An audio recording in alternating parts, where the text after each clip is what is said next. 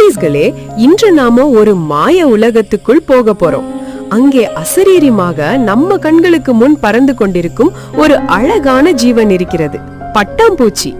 நான் பார்த்து கொண்டே இருந்தேன். அந்த சிறிய உயிரின் சிறகுகள் எவ்வளவு வண்ணமயமாக ஜொலித்தது தெரியுமா?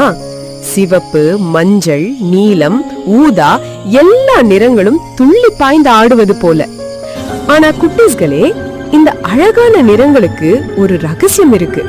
நிறங்கள் அழகாக மட்டும் இல்ல, பட்டாம்பூச்சியை காப்பாற்றும் ஒரு மாய கவசம் மாதிரி வேலை செய்கின்றன. சில பட்டாம்பூச்சிகளின் பிரகாசமான நிறங்கள் நான் விஷமாக இருக்கலாம், என்னை தொடாதே என்று பறவைகளுக்கு எச்சரிக்கை தரும்.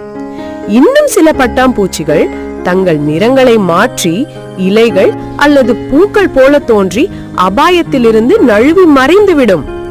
அதனால் நாம் பார்க்கும் ஒவ்வொரு வண்ணமயமான சிறகும் ஒரு அழகின் சின்னம் மட்டுமில்ல, அது அந்த பட்டாம்பூச்சியின் பாதுகாப்பு உடை. அடுத்த முறை நீங்கள் ஒரு பட்டாம்பூச்சி பறப்பதை கண்டால் அதன் சிறகுகள் வெறும் அழகுக்காக இல்லை என்று நினைத்துக்கோங்க. அதன் ஒவ்வொரு நிறமும் ஒரு கதை, ஒரு பாதுகாப்பு, ஒரு மந்திரம். இவ்வளவு சின்ன உயிரினம் கூட தன்னை காக்க படைத்திருக்கிறது. நாமும் இயற்கையை அப்படியே காக்கணும், இல்லையா?